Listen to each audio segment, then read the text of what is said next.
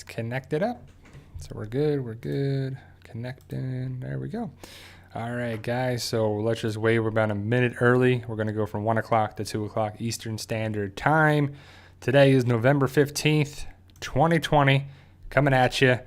We're going to break down some Walking Dead World Beyond, Fear the Walking Dead, a little bit of Walking Dead, talk about a bunch of different things going around with the Walking Dead universe. Pretty cool stuff. Hopefully you guys are safe and sound where you are. We'll just wait for people to join here.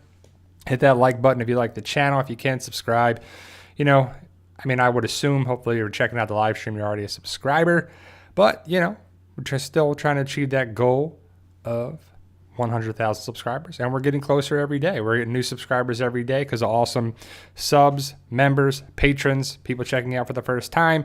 Thank you, Jennifer, Pizza Boy, Glenn, Evelina, Mark, J. Kane, David, Mario, J. Kane again, Lindsay, a bunch of people. Thank you guys for being here. I have some awesome moderators. I'm just having a good time here. So yeah, J. Kane's like, I made it on time. So we kind of have a nice community, a family, a group, whatever you want to call it, a bunch of different things. I love to call it the TWD family, the Walking Dead family. And we love having a good open discussion, and it's pretty interesting stuff. So A1 exclusive 3, great episode of Fear. Remember the last half hour, we talk about spoilers into the latest episodes of Fear the Walking Dead. So Fear the Walking Dead 606 and Walking Dead World Beyond Season 1, Episode 7. We'll talk about that last time in the last half hour of the hour. So, but good episodes all around again.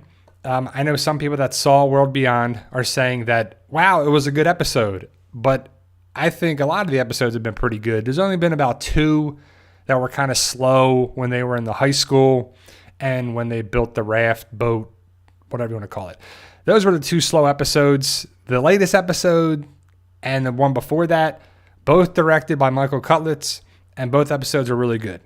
In my opinion, of course, because some people disagree, but I would assume overall they were pretty good stuff. World Beyond is growing on a lot of people, so I don't know what it is. So yeah, I don't attack anybody. It's just funny when let's just address this right now. I was waiting for it. So what are we? 2 minutes in. K Bender, you should really concentrate on your own vids instead of attacking other YouTubers. I concentrate on my own videos. I make daily videos. I'm probably one of the only channels, Walking Dead wise, that has daily videos of it. I am concentrating on my own. It's just something that was brought to my attention, and I never named the channel's name. People recently, I was gonna decide if I'm gonna talk about it, but I'm going to because this person brought it up. So I'll just reply to this. So I get a message on Facebook or Instagram, one of the two, about a channel that was talking bad stuff about me. And there was a thread on the channel. Not going to name the channel. I never have, never will. Just don't do that. But unless it needs to be said. And they gave me a screenshot of people just saying bad stuff, right? And so I was like, how do I want to handle this? Should I let it go? Should I not?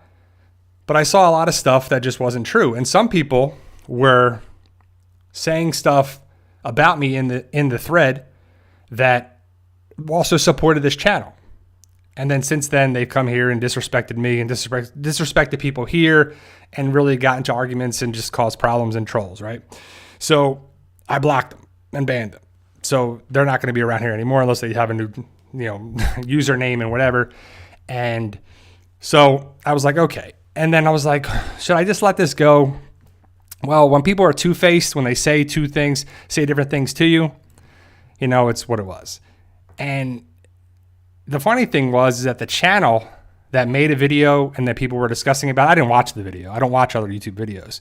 But if they did it, then they maybe they said something in there. The funny thing is, I wasn't even talking about that channel. I was talking about another channel. But people took it as I was addressing that person and the stuff that person was making. That wasn't it. But then they were saying how I was this and how I was that and how this was terrible and that's terrible on there too.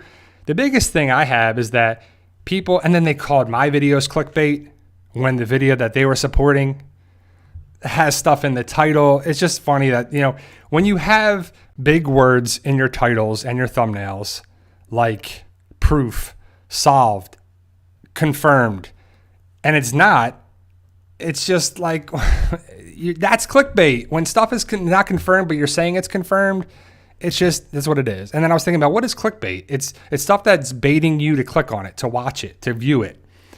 But then I also think about clickbait as they trick you. So I guess it's trickbait. Is that a different word? Or is that the same thing? I would assume it's, the same thing. It's synonymous with each other. Clickbait, trickbait. That you're tricked into clicking something. That you click on something, you're wanting answers in the video or a certain topic, and it's not there. And it turns into like a theory, not a confirmed stuff. So is it a theory or it's not? If you just call it a theory, then it's a theory. That's fine. I have no problem with theories. Here at the PT channel and what we do, I talk about theories and discussions, but I call them theories and discussions.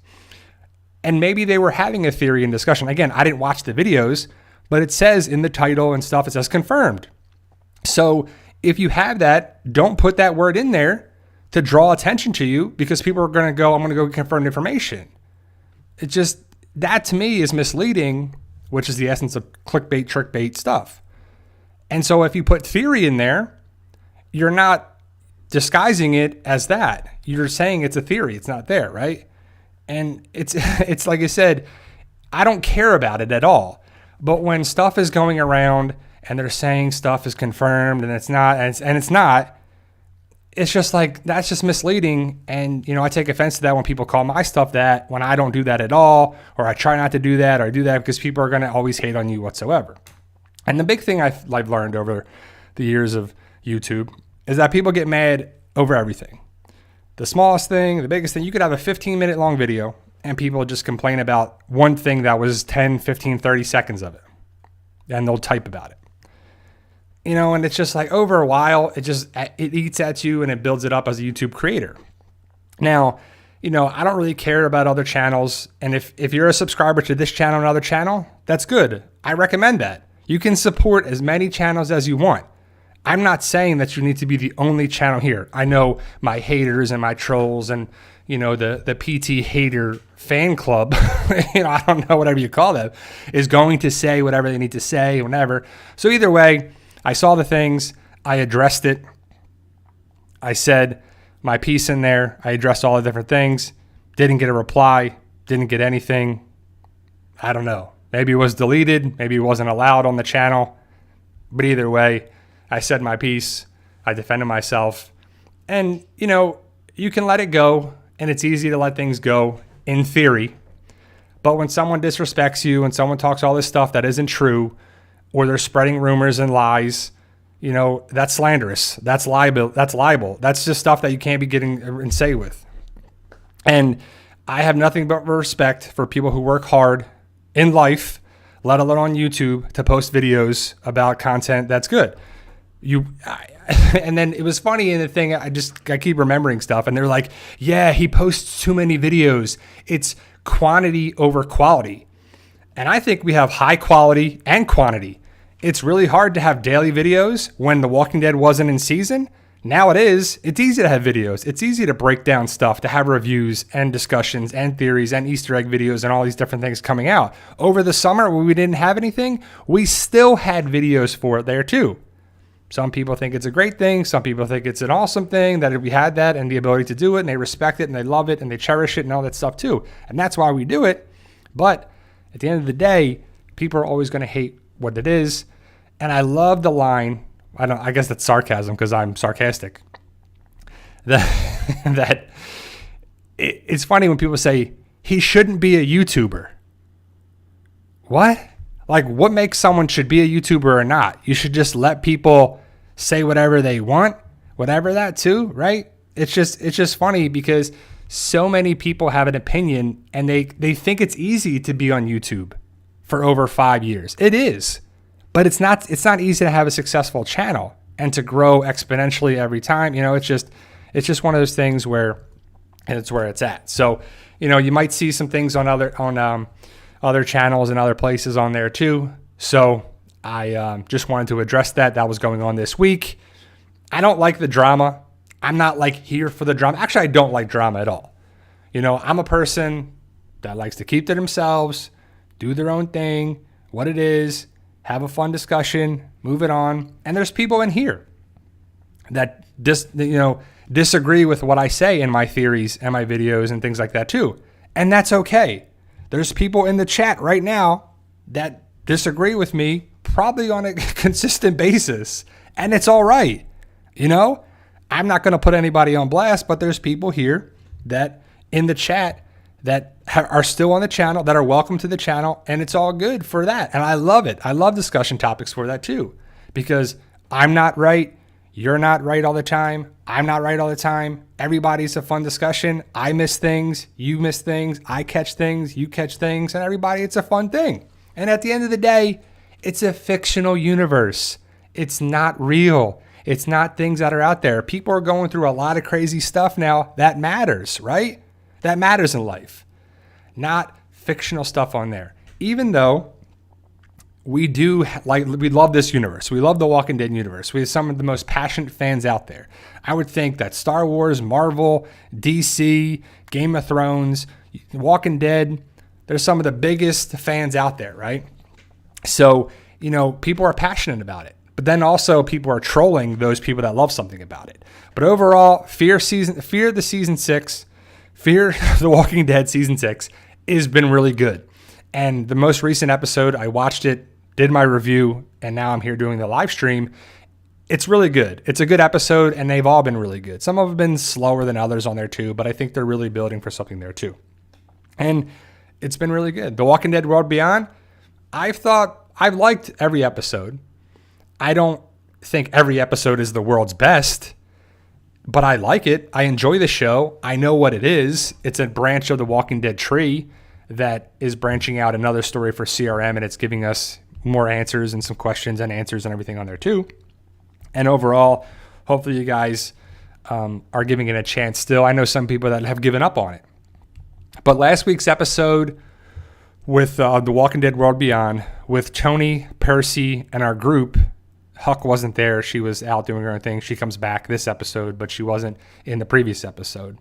And it was okay. It wasn't the greatest story, but we learned who Percy is, Tony is, and they're actually really important to the show for an aspect that we'll talk about in the last half hour too. So Donnie T says, Brian, I think this season has been the best so far. I guess you mean, Donnie, Fear the Walking Dead Season 6? I would agree. I think it's definitely out there, and I was talking with my wife after we watched the episode. I think Fear the Walking Dead Season 6 is one of the best of the series, but it's a shame that it took 6 seasons to get to where we're at. You know, the first 3 seasons were like, we want to have something different.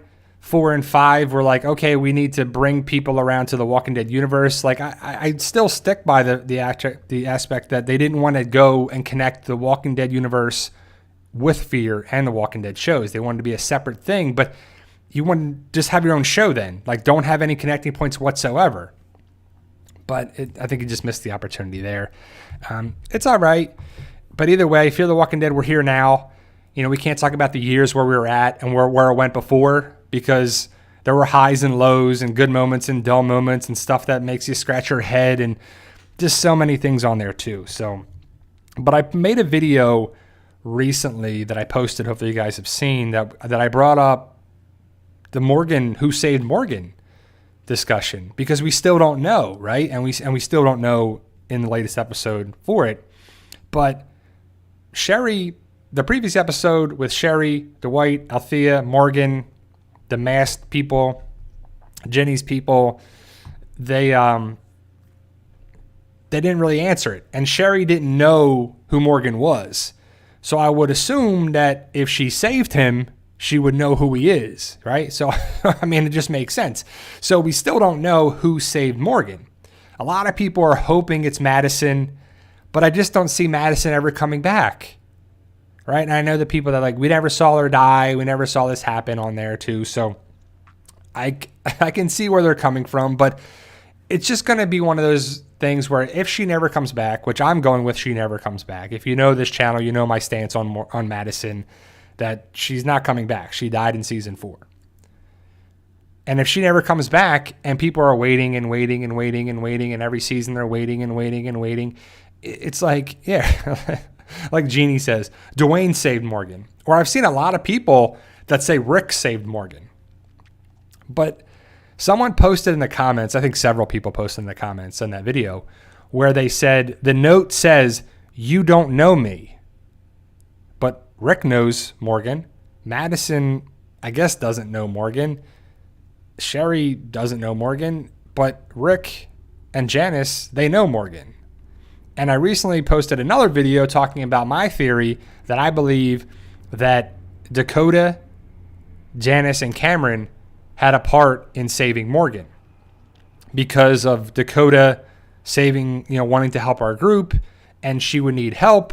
And, Cameron and Janice might have helped her for multiple reasons. I just don't know why we didn't get any answers from Janice if it was a thing, and it's just a theory right now. So we don't know what could have happened with Morgan and Dakota right now, but hopefully it comes down to it. And someone, I think, brought up a good theory that Morgan will get to the point where he can probably kill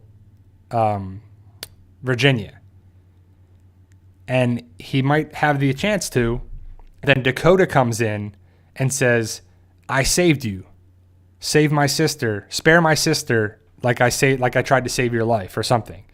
So that might be a thing that's building up, that Dakota saves Virginia because of her. I don't know. I could just see that becoming there too. It's not something that's, may or may not happen, but it's just a theory. It's just a discussion there too. And I think Dakota was involved with saving Morgan, basically, to sum things up. But last week we saw Fear the Walking Dead. We saw the SWAT truck get taken back by our group. We saw Sherry and Dwight together, and then they were apart. But I guess they were together for about a week, and Morgan saved the day. Morgan is the guy that can do it all. He's basically the Swiss Army knife of Fear the Walking Dead, and he's when in doubt, give it to Morgan. Just like Daryl can do it all. They kind of have their characters like Morgan on Fear and Daryl on The Walking Dead. When in doubt, give it to those characters and they can do it all, which I guess it's okay. It is what it is. There's some big far-fetched moments in the Walking Dead universe and some stuff that doesn't add up and stuff that makes you think and stuff that makes you question stuff. And overall, it's interesting and it's quality stuff. And I enjoy watching it. I support it. And I can't wait to see how it goes down. I believe they're still filming the 6 extra episodes. And the word is that they should be done this Friday on the 20th, I think is the last day of filming that's scheduled. They don't really usually film on weekends. It's Monday through Friday, and I believe that this Friday is the last day of filming. So it makes sense that they would get done right before Thanksgiving, and that's what they traditionally do. And they tried to film 2 episodes at a time, so they had 2 directors, and I think they used just 2 directors. So, but the latest information that's going around is that we've seen some information kind of spreading all over that Lucille is going to be played by Jeffrey Dean Morgan's real wife. That should be pretty awesome. Hillary Burton Morgan. And I think that can be really good for the show. And I think it should be good storytelling. And it makes sense that we would find out about Negan's backstory, kind of in connection with making him look more human and what he's been through to Maggie, who probably doesn't want him around at all. I mean, Maggie probably never wants to see Negan ever again. And I don't fault for her that too. Like, I don't want Maggie to be best friends with Negan, and I don't want Daryl to be best friends with Negan. I want them to have an acquaintanceship, I guess, basically being around co-workers. They don't really like each other, but they have to do things for the good of the community, good for the group. But, we'll see if Negan gets, kicked out. If he goes nomad, if he's on his own, if he goes out that way, we'll have to see if we get this story.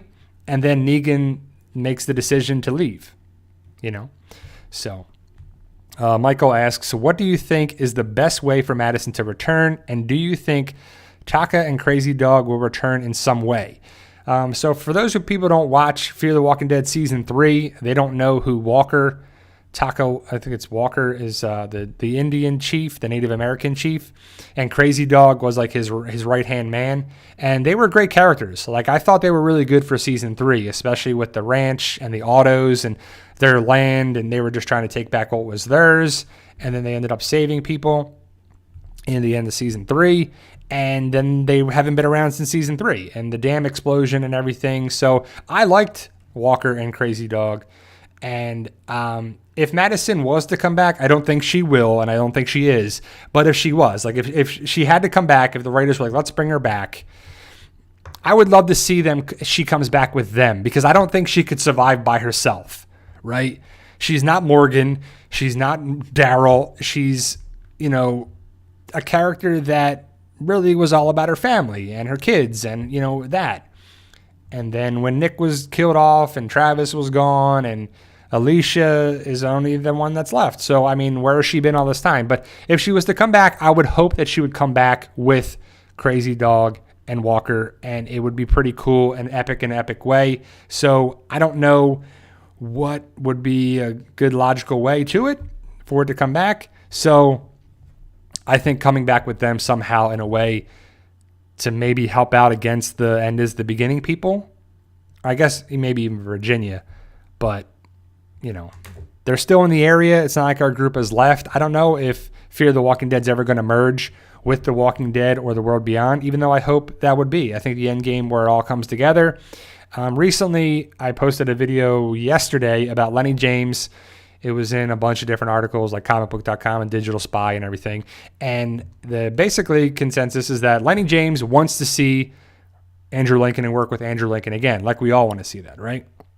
So I like the idea of them coming together in the movies or the shows or whatever way. And Lenny James is for it. He wants, whatever they need to do, they want to have it, right? They need to have it there too. So Flair 0080 says, Talking Dead isn't canon. Well, it's an after show, so it can't be canon. But they summarize things that happened on the show. It happens all the time. So call it canon or not, it's connected with the Walking Dead universe, and it's connected with the same network. So it's not like it's two guys talking on YouTube. So I would assume that what they say and when the clips that they have, when you can go behind the dead or, stuff you can't get anywhere else, they know what they're talking about. It's not like they're just making stuff up. So I'm sure that's in reference to that Madison was on Talking Dead in memoriam. The actress Kim Dickens said that she's done playing the show, and she's but we never saw a body and all that stuff too. But that's not for us to decide. It's the showrunners. It's Scott and Gimple. It's David Alpert. It's Robert Kirkman. It's everybody involved with the show where they want to go with it. And I've shared information with you. Definitely go check it out where it says that potentially some rumors, not confirmed information, but it builds the case that they were going to bring her back, and they didn't. And they're going to miss the boat. We're going to come up next week is season 6, episode 7. It's the halfway point of season 6. Still no Madison. So unless Madison comes up there, she's not in the episode 606. And I would assume she's not coming in 607, and maybe she comes back in the back. But that's every season since she's been killed off at the end, the midway point of season 4. Maybe she'll come back in the back half of season 4. Maybe the first half of season 5. Maybe the second half of season 5. Maybe the first half of season 6. Maybe the second half of season 6. And you're like, every season it's this, it's this, it's this. And it's just not looking like it's going to happen. And we've said that for a long time now. But until the showrunners, until Robert Kirkman, until somebody has a point-blank interview where they spell it out for everybody and they say, look, Kim Dickens is done with the show. She's never coming back. But they don't want to say that. They want conversations to come back to the show. They want notoriety for the show. They want you to talk about it over and over and over and over again. There's no such thing as bad publicity, but and that's what they say. I would assume there is, but I don't think there is. But ultimately, if the people are talking about your show and your network and your channel and everything like that too, that's good. That's what they want. When people aren't talking about you, when they aren't bringing up anything, then that's bad, especially on today's, society there too. So, Yenzi Q&A, hey Bri, do you think there will be any more crossover characters on Fear? If so, who would you like to see crossover? I don't think like the main show, like in the back half of season 6, Daryl and Carol are going to come rolling in. I don't think it's going to be anything like that. I think the best way there's going to be stuff that may connect is Tales of the Walking Dead. I would assume that Tales of the Walking Dead could have and should have Abraham, Rosita, Eugene, and their group of people, if not just those 3, passing through Texas, meeting up with Daniel back then in some way like that. So it's kind of a crossover, but it's a Tales of the Walking Dead crossover. I just think that makes the most sense to have for it too. So, but we'll see. We'll see what they do on there too. So, Stephen HWBP Q&A, do you think Huck is a CRM spy? I do not. I had a whole video on that I posted a couple days ago that I do not think that at all. I think Huck is a complicated character because of a few things. Story, actress, dialogue, and all 3 put together make people wonder, like, what's up with that character? Is she hiding something? Is there anything there too? And I don't want to give any too spoilers away, but in 4 minutes, I'm going to talk about Huck because she's a big part of this episode in Walking Dead World Beyond, Season 1, Episode 7. She's a big part, like a big part of the episode. So I do not think Huck is a spy. I don't think there's any spies on this, but there could be. You never know. Maybe Percy's a spy. Maybe Felix is a spy. And I know that the showrunner, Matthew Negretti, said that good people could turn bad and bad people could turn good. You don't know where people are going to end up. There's going to be change. And it always is. Every season, there's always changing going on with characters. Are they developing more into this type of character? A good person, a bad person, a villain. It's always changing. It's very malleable and moldable. The characters in the Walking Dead universe, I think they do a really good job of starting one way, ending another, being somewhere, and they have a good way of changing things. And it's pretty awesome to think that we could see some changes in these characters. And I think that's what's going to happen with the Walking Dead World Beyond, because we have these characters now, and they're teenagers, early, late, like mid teenagers, 16, 17, 18, 19, maybe 20, 21, like around there. I know some of the girls are actually in their 20s, even though they're probably playing teenagers on the show.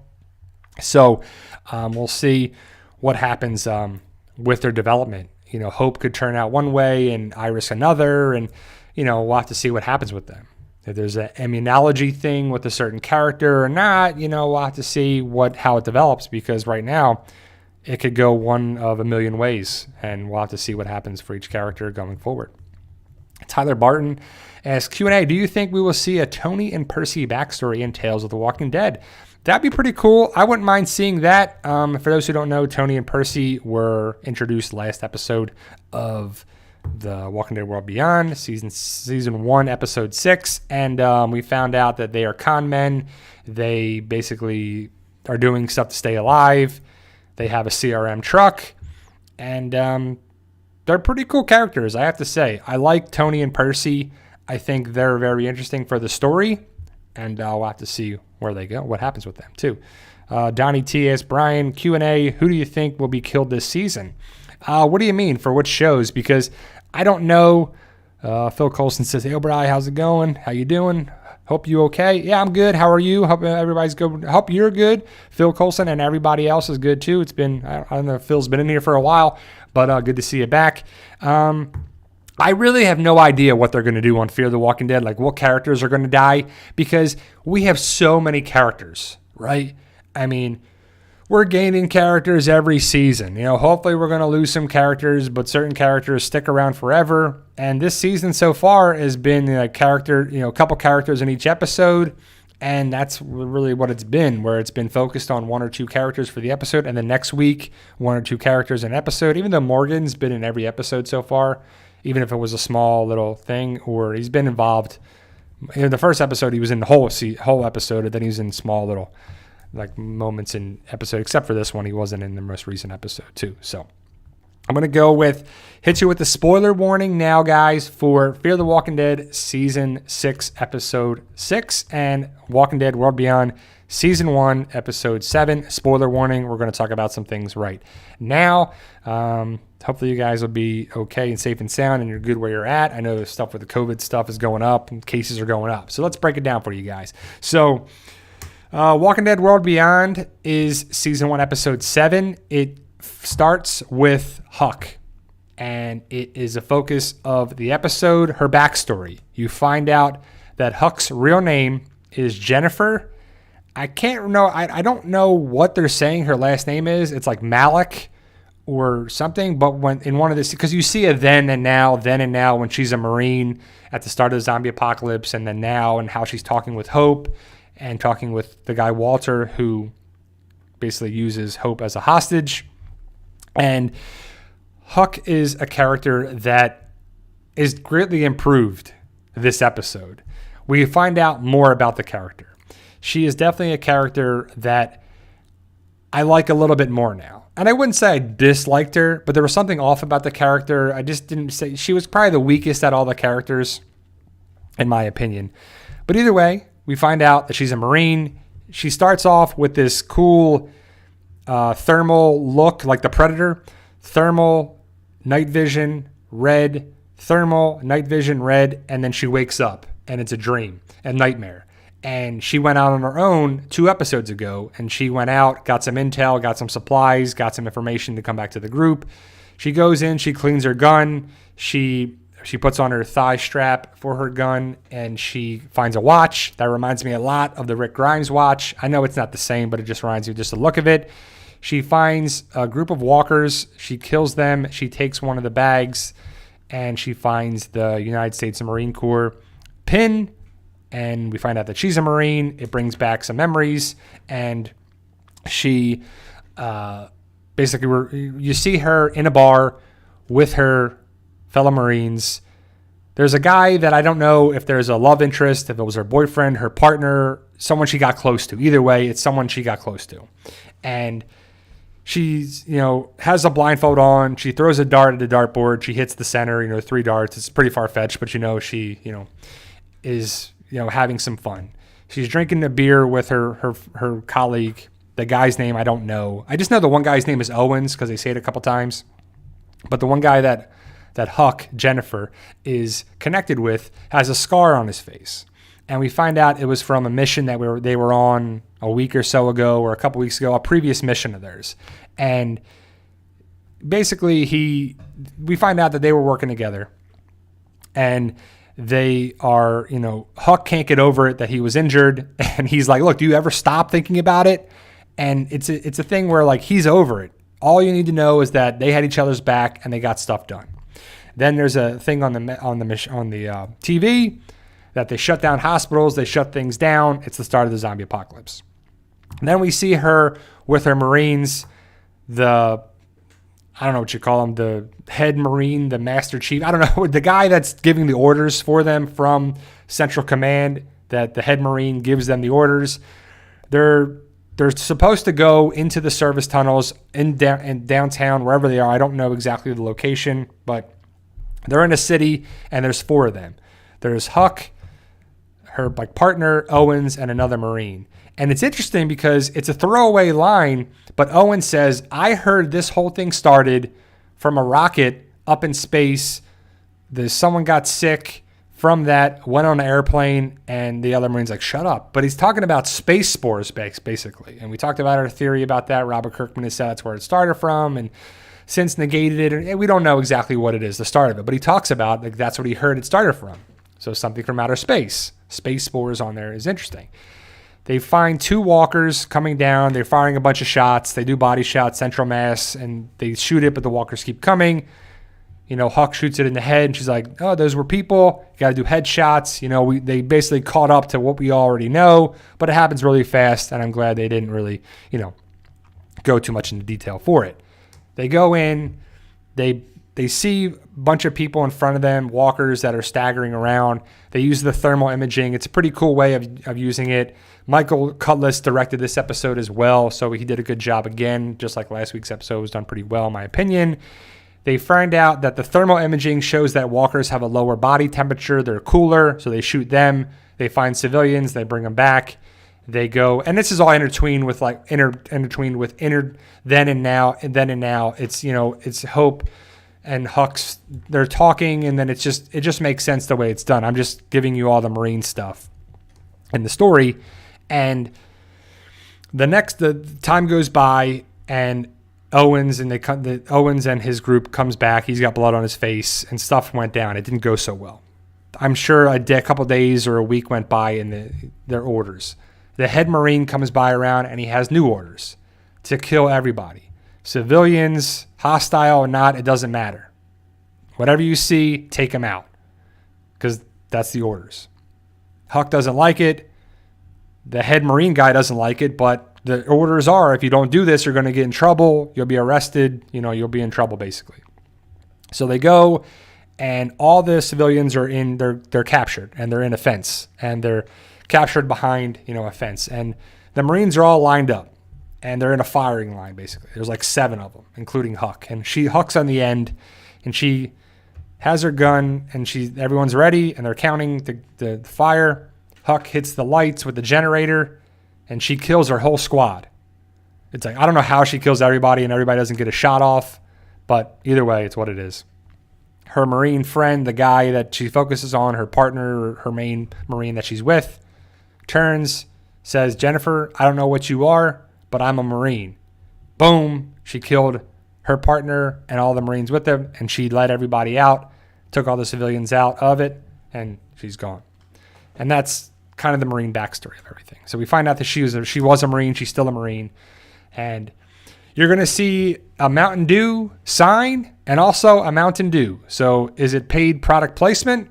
Is it something that's supposed to be there? Did they have a partnership with PepsiCo and the Mountain Dew? I don't know, but you're going to see it. They draw evidence to it. That was Felix's favorite soda. I got to say that's one of the weaker sodas in my opinion. I'd rather have a cherry Coke or something like that, but either way, Mountain Dew, he drinks it, they share it. It's got to be flat. It's got to be 8, 9, 10 years old. But either way, they drink it, they enjoy, and they talk about what they find. Also in the episode, Tony and Percy, they drive everybody to an area where they talk about things. They find a CRM map. They find out about the yellow filter, the prism thing, that the overlay that projects the yellow on the map. You see it. You see where the oil caches are. They know where to go. Tony is awesome. Tony figures stuff out. And I love the idea that they figured out some more information. Tony's a very useful character that I thought was really cool. Percy, useful character, really cool stuff. But, spoiler, Tony dies in the episode. At least we think it's Tony. We can't really see because the face at the very end of the episode is bashed in pretty good. But that's what Iris says, Tony?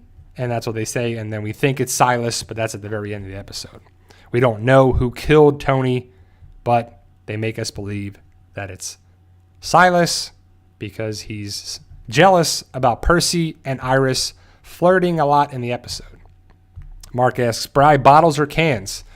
It doesn't really matter to me. If I'm drinking soda, I call it soda. I know some people call it pop, but soda pop. Either way are fine. But if I'm drinking, I'm not a big drinker at all, like alcohol-wise. But I guess, bottle or can, either are fine. But so we find out about the map overlays and the color and the oil caches, and then Iris uses the same thing that she finds out with her map, the piece that she got from Elizabeth Kublik, the map of New York. She uses the map overlays and a flashlight. Her and Percy kind of figure out where it's at. They get the group together, and they find out that the double helix, where Dr. Bennett most likely is, or was at least at some point, that's on the map, is in Ithaca, New York. So that's the end game. Where they're at now, we don't know exactly where they are, but they're going to travel from there to Ithaca, New York. That's the drop-off point. They get all set up. They hang out. They drink. Kids are being teenagers. They play Truth or Dare. Percy, they talk about things. We find out that Iris wants to go to the Louvre, go to places. It's kind of boring, but Jay Kane asks, dang, bro, you call it soda, off subject. Pizza or pie, Brian? Pizza pie, I don't know, whatever. Either way, pizza, it's definitely, but either way, I just like pizza for sure. So, but being from New Jersey, you call it pie, whole pie. I'll take a pepperoni pie over here, whatever, pizza pie, whatever, and soda, but it's definitely soda. It's not pop for where I'm from. So there's a lot of yellow and a lot of red in the episode. I mean, there's a red flashlight and a red canister and a red paint and red. There's just red everywhere. Red lights flashing, red clothes. Just, I don't know what to tell you if you don't agree with the red theory, but it's everywhere. We learned some stuff about some characters. Tony dies. Red foreshadowing. Red stuff for sure. So our group, our kids are, we find out where they're going to go. The kids are playing Truth or Dare. Percy asks Hope, what's the worst thing you've ever done? And we know that the worst thing Hope's ever done is kill Elton's mom. But she's not going to say that. She freaks out. She says, the worst thing I've ever done was play this game. And she leaves. She goes upstairs. Elton definitely has a crush on Hope. He flirts with her, a bunch of times. Hope goes upstairs on the roof. Hope tells Huck that she killed Elton's mom. She didn't know it was Elton's mom. She didn't tell anybody. Elton doesn't know anything about this. Iris knows that Hope killed the woman, but she doesn't know. Nobody knows that it was Elton's mom except for Hope and Huck now. They get into the truck. They drive down. They go to one of the oil caches to get gas. They know how to pick locks. Percy and Felix know how to pick locks. They go in. Hope and Huck are talking. Hope and Huck, and evidently we don't see it happen, but they get away from each other. Walter is the guy with the gun in the trailer. He is using Hope as a hostage because he thinks that Hope and Huck are from CRM because of the logos and the insignias on their jacket. Then that's some of the backstory of the Marines at the same time. Hope gets away from Walter. Huck sees that Walter is bit. Turns out it was Walter's brother. They were living there. He got killed and turned into a walker. Hope says, look, I can help you. It's all a ploy for Hope to get away. Huck ends up shooting Walter in the same scenes where Huck kills her Marines. They're on the same thing, other then and now, and it's done really well. Felix and Tony are together they're wanting to get the gas. They're trying to find the gas. They find the gas and they talk about what's next for you after this. Tony doesn't really know. It's like, keep surviving, just keep going around. They find the gas. There's a cabinet there that has flammable stickers on it. There's a fire thing on it. They're in red, of course, on there too. They end up leaving there with the gas. They go to a pool, beach, resort kind of area. They go there. They find a booklet with the gas. They find a book. Tony finds a booklet, and it has the CRM logo, which I had to laugh. Like, everything is marked with the CRM logo, right? CRM logo on this, the truck, the jackets, just the helicopters. Like, all right, we get it. We get it's a CRM logo. But would that be like everywhere? They have CRM logo on the toilet paper, on their underwear, everywhere. Did they brand it? Like, this is our CRM logo. But either way, they find a booklet. They don't know what it means. It's what the gas is. So maybe it's a log of the different things. They can't interpret it. They go into the building. They talk about what to do next. Tony says that they're going to stick around. They're going to join them when they go to Ithaca, New York. They're going to stick with them. Silas does not like that. Silas is looking at Percy flirting with Iris, and Silas does not like that at all. In the same shot that Percy and Iris are flirting with each other, well, Percy's flirting with Iris and Percy tells Iris to come to the truck in about an hour, and Iris isn't understanding why. And he's like, well, give me the gloves then. Well, I'll give you the gloves now. No, in an hour, my hands aren't cold now. Just go there now. Okay, in an hour. And then she finally gets it to go meet with Percy in an hour for some alone time. Silas is not like that. He sees the whole thing. He also sees some of the alcohol that's there, and he walks away. Elton goes over to Hope, flirts with her a little bit, does the little magic trick with the card. It's a Queen of Hearts, by the way. And if you watch it, look where the placement of the card is. That's all I want to say on the screen. It's clear symbolism. It's done for a reason. I talk about it in my review that I'll share there, and I'll talk about it in my Easter egg video when I make that. But it's definitely something, note to self, look where the card is, look where it's blocking, and look where the person is. Then Elton kind of flirts with Hope, and then Elton like sees Huck standing there, and he's like, all right, and he walks away. Iris goes to the truck. Percy made the back of the truck like an art gallery. There's the Mona Lisa. He cut out a lot of the paintings or the pictures in the art books, put them up like an art gallery. But Percy isn't there. Iris goes in there, enjoys everything, falls asleep. There's a crash. The glass breaks. She wakes up. Percy. She walks inside the same building that's there. Also, there's a yellow sign that says women's restrooms, and there's a red arrow on it. So, I mean, come on, there's yellow and red all over this episode. Warning, just, it's definitely symbolic is what I believe.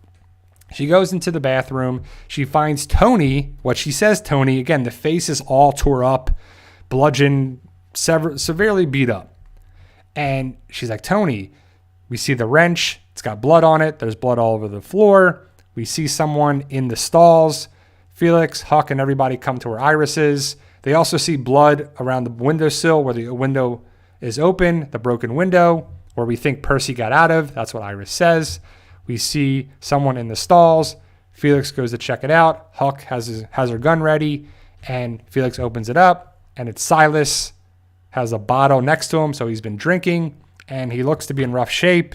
I think he's got blood on his hands, and that's how the episode ends. So we think that Silas had a hand in killing Tony, hurting Percy, and we don't know.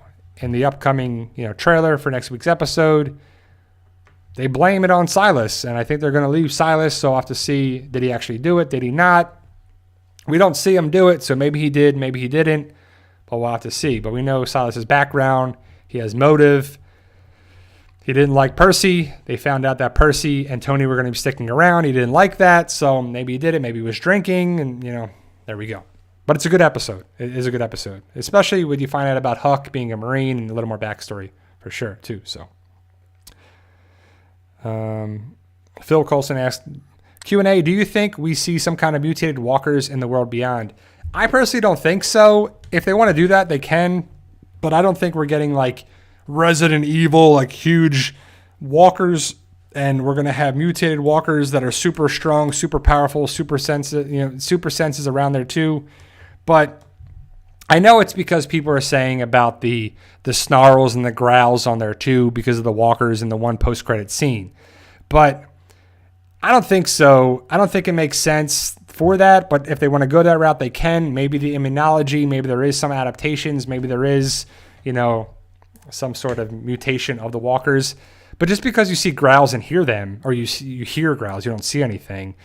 We didn't see any of the mutated walkers with the experiments too, so I don't know. But Chris says, I think Huck is a spy. I still don't get that from her. I get that she's a good person and she did what she needed to do to protect people. She could be a spy. I don't know. We don't know where she went after she was a Marine, to how she got connected on the raft, hurt her arm. She was in rough shape. We don't know how she got from being a Marine to going to the campus colony. Exactly. We've heard stories, but we don't know how it went. But let's talk about Fear the Walking Dead, Season 6, Episode 6, for the last 12 minutes of the show, too. So, Eddie Pizzle says, mutated walkers were in Season 8 of The Walking Dead.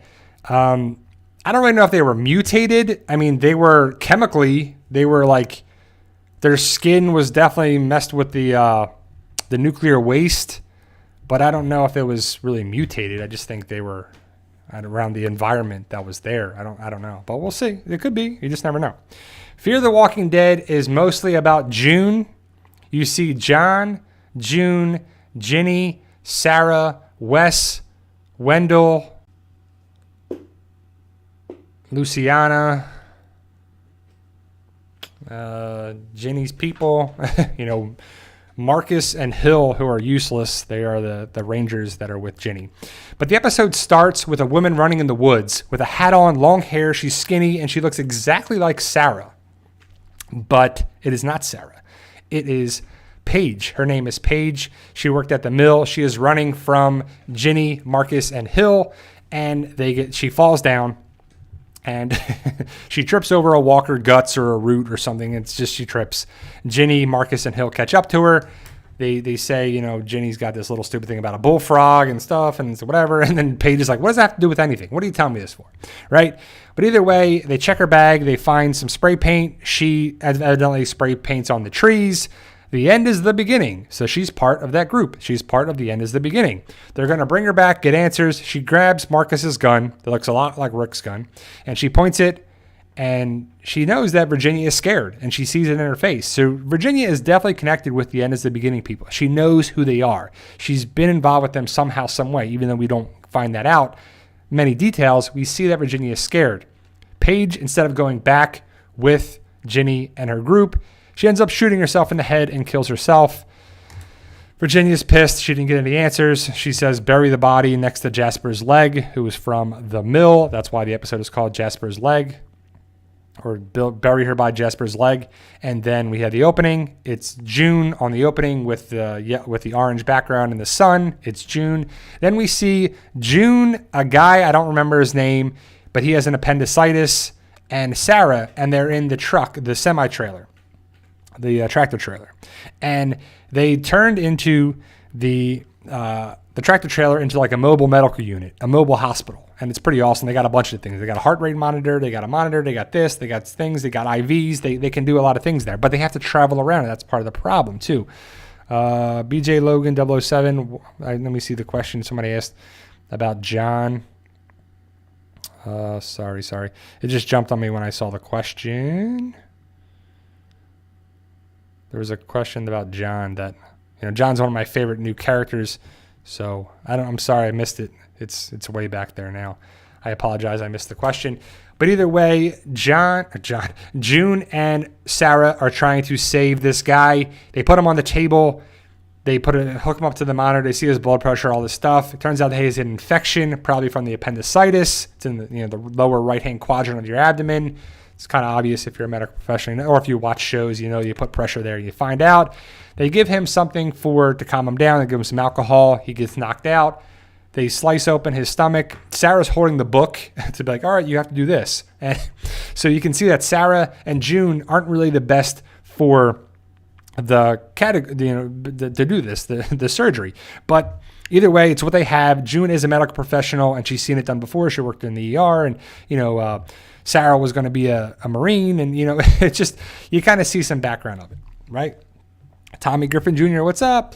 But he ends up passing out. They cut him open. He ends up flatlining. They try to bring him back. June is on top of him doing chest compressions. He ends up dying. Turns into a walker in like 30 seconds after dying. Like, it's really fast. Like, in this episode, people die and they come back as walkers pretty fast. Either way, the guy comes back. June and the walker fall down. Sarah grabs a little knife or scissors, stabs the walker in the head, even though I don't know how those scissors would go through the skull, especially with a walker that just turned. But either way, this is what we're talking about with walkers and how things are done in the Walking Dead universe sometimes. But either way, Sarah and June are saved. They are there drinking, they're talking, and Sarah even says, takes a drink of some alcohol that's probably not very good, because they comment several times that it's really bad. That this one's to Wendell, wherever you are too. So, Jeannie says, Bri, the John question, is he doing what his daddy told him? I don't know. I mean, John's a complicated character this season because he's got, remembering his father and remembering what he did and how it worked out for him on there too. So I don't know. I mean, I could see him. We'll talk about what happens at the end, but he is the focus of the episode too. But either way, John is on the radio and gets a hold of June and Sarah and saying, are you still by mile marker 90 something? And I'll be there to pick you up. So he picks up June and they're in the car, and on the way, Sarah is following them in the tractor trailer. John talks to June about leaving, We should leave. I can't do this anymore. This is not the right thing to do. Saving people. What about saving me? And, they're married. You kind of forget that John and June are married, even though they've been together a very small amount of time in the season so far, but they got married at the end of season 5. So you kind of forget that for a second. At least I did. But either way, they're in the car. John wants to leave. They come up with an idea. Luciana and someone else says over the radio that you need to come to Tanktown. It's really bad. We need your help. John's got to go to Tanktown too, so they both go there. And June says, well, if we don't show up, they're going to come looking for us. So they have to go to Tanktown. Turns out one of the wells exploded because they're trying to, triple their production. So it's probably putting a tax on their ability to do it safely and effectively. So stuff explodes. People are burned. People aren't doing well. It's just not a good situation. Wes is still inside. Luciana comes out and tells June that Wes is still in there. Virginia comes in with Marcus and Hill and another person. Again, Marcus and Hill are useless, but they come in there and Virginia's there to get answers. She wants to know what happened here. And after the thing with Paige, she wants to know what's up with the end is the beginning people a little bit more too. So we go inside. John is out there to make sure it's protected from the outside, but Lucy, June, Ginny, Marcus, Hill, they all go inside, but it's raining oil. I mean, it's coming down. It's windy. There's fires. There's oil, gas everywhere. It's terrible, right? So they put on bandanas. They really should be wearing face masks and hats and helmets and everything there, but they put on stuff on their face. It's coming down. It's hard to see. It's just not a good situation at all. They find some survivors. They find Wes. But before that, on one of the side of the tanks is the end is the beginning in white spray paint. So that's the second time we saw it in the episode. The end is the beginning. They're really ramping it up. So I would assume next week we're going to find out a little bit more, hopefully not a lot more, about the end is the beginning people. Either way, they find the survivors. They take them back to the truck. There's a walker in there that has razor blades taped to the end of their fingertips. So it was the end of the beginning. The end is the beginning people set up something. They blew up the well and set up stuff. They spray painted stuff. I don't know how they got in there without them knowing, but either way, there's a walker there that actually scratches June, but it's from the razor blades. So I'm guessing June will be okay. They find a woman that needs help. They take her back to the tractor trailer. They find Wes, who has some big shrapnel in his abdomen. June says, we got to bring him back. We got to do this. Virginia's like, I want answers. I don't care about these people. I want answers. She finds spray paint and art supplies in the locker, but we know that Wes is an artist. He paints. He learned from his brother. He's a painter. He may have a connection with the end as the beginning people, but I doubt it, right? So BJ Logan asks, would you have saved Virginia? I'll talk about that in a second, but first answer, no, I'm not saving Virginia. That's for sure. But either way, we get to it. Wes is there. He's not doing well. June wants to take him back to the truck with the other people that are wounded. Virginia doesn't. Tortures Wes, grabs him, pokes him, hits him in the shrapnel area. Wes is screaming. He's like, Virginia is interrogating him. How do you know these people? Who are these people? Who is your brother? How is this? How is that? And Wes is like, I don't know what you're talking about. And I feel like he doesn't. Meanwhile, time is going by. They take Wes back to the semi-trailer, the tractor trailer, after June gives him a sedative and knocks him out. Can't get answers from a guy who's knocked out, right? So they take him back. June and Virginia see things differently. June's there to help people. Virginia wants answers. They're there for different reasons. They go to the tractor trailer. All the people that were sick, injured, are dead now, and they're walkers. They come in. They go away with Wes. I guess they take Wes. I guess Sarah, Lucy take Wes away, but Virginia and June are together. They're killing walkers. They're saving each other. They're kind of killing the walkers that they need to do. Boom, massive explosion. There's fires. It reminds me a lot of Terminus and Hilltop. There's just a lot of fire, a lot of explosion. It's, pretty cool, pretty awesome. Then, it cuts to a commercial, whatever. And then we come back. We see June and Virginia laying there, passed out on their back. Virginia wakes up. There's a walker on top of her, about to bite her. She puts her hand up, gets bit in the hand, her right hand. She gets bit right here on her hand. And we're like, yes, she got bit. They kill the walker. June sees that she's been bit. Virginia gets the calls over the radio. She's like, I'm not doing so well. I got bit. And the guy, I think it's Hill, who's like, Jesus. And Virginia's like, he can't help me now. I need help. I'm in trouble. I got to get rid of this thing on there too. So it's chaotic. But Virginia is bit on the hand. So what's going to happen? She orders June to cut her hand off. June doesn't want to do it. They see an axe. Virginia goes to get for the axe. They're fighting for it.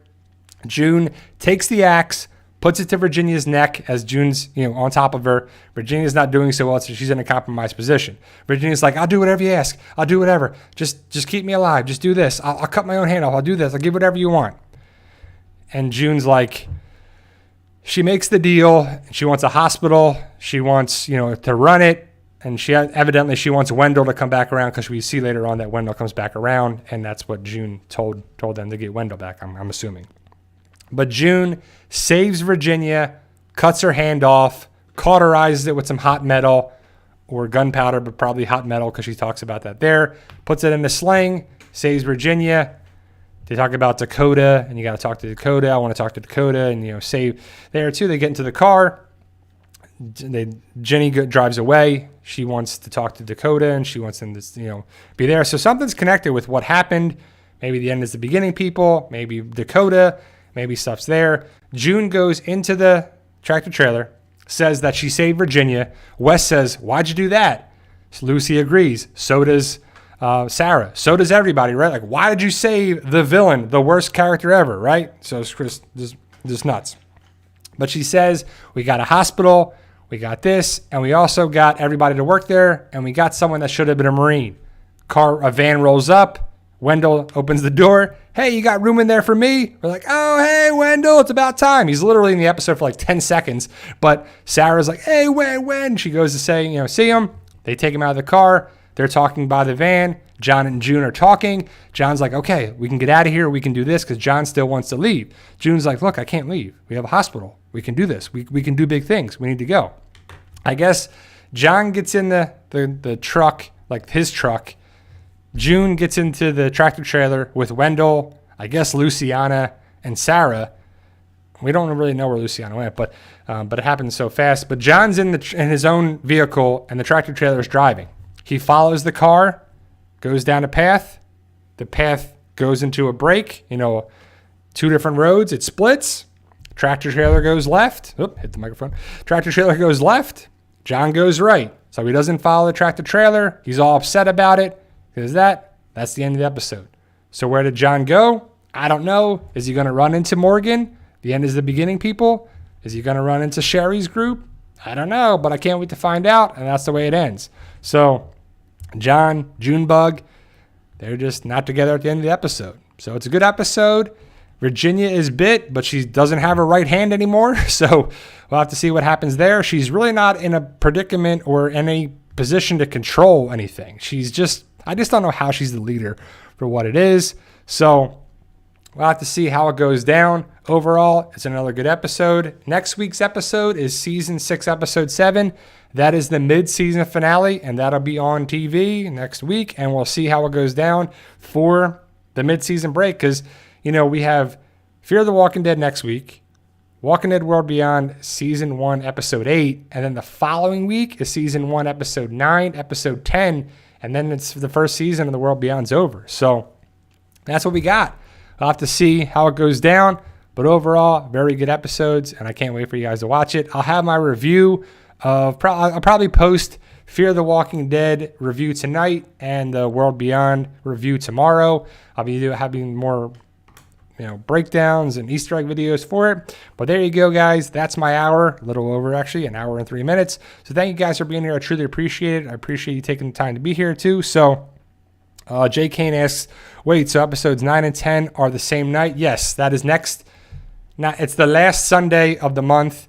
So The World Beyond ends on November 29th with episodes 9 and 10. Fear the Walking Dead, Season 6, the first half, Season 6, Episode 7, ends next Sunday. So after the 29th of November, we don't have new episodes of Fear the Walking Dead or World Beyond, but I know there's a Christmas special a holiday special for Talking Dead, or the Walking Dead holiday special, or Talking Dead. I don't know what actually it is, but that's December 13th for it too. So thank you guys for being here. I truly appreciate you joining the live stream. I'll be back next Sunday, of course. And we were all good with the tropical storm that came and went by. We had some wind and some rain, of course, but overall we were okay. We didn't lose power. But thank you guys for being here. I'll be back next week. And remember, guys, with hard work, dedication, belief, and sacrifice, you can truly achieve your goals. Believe in yourself. You can do it. It's about love, support, staying positive, making memories, blocking out the haters, and doing what you love. Thank you guys. Enjoy tonight's episodes. I'll be back next Sunday, and enjoy the week. Stay safe, and see ya.